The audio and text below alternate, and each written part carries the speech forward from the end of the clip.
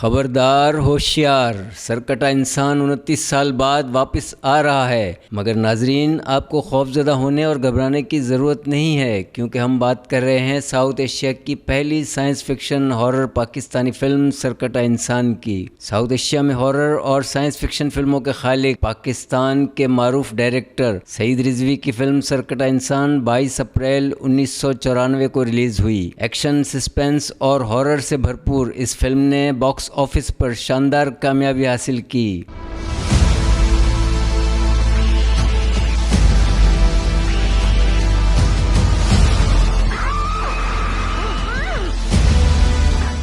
ماں، بھیا کا بھی تو سر کاٹ لیا گیا تھا۔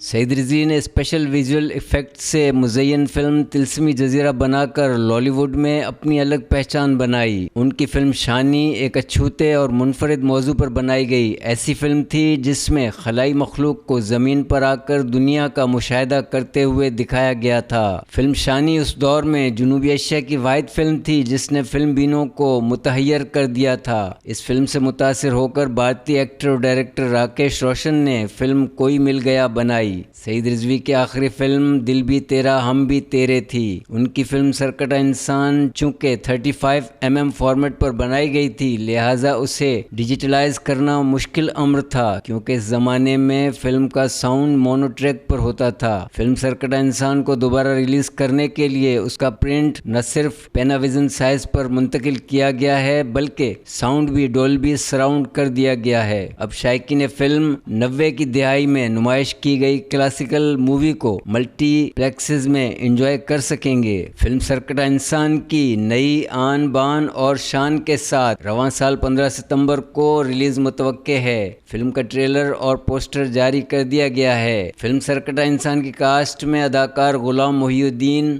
بابرہ شریف، آصف خان، نیر سلطانہ، کوی خان، سپنا، عجب گل، تالش اور اظہار قاضی شامل ہیں۔ فلم کی موسیقی کمال احمد نے دی تھی۔ پاکستان میں یہ اپنی نوعیت کا پہلا تجربہ ہے کہ 35mm پر بنی کسی فلم کو ڈیجیٹل فارمیٹ پر منتقل کر کے ریلیز کیا جا رہا ہے۔ اس سے قبل بالی ووڈ میں فلم مغل اعظم، شولے، دیوداس، نیا دور اور غدر سمیت متعدد فلموں کو ڈیجیٹل فارمیٹ پر منتقل کر کے ریلیز کیا جا چکا ہے۔ تاہم پاکستان میں سعید رضوی وہ پہلے ڈائریکٹر ہیں جن کی فلم کو ڈیجیٹل فارمیٹ پر منتقل کر کے ریلیز کرنے کی تیاریاں جاری ہیں۔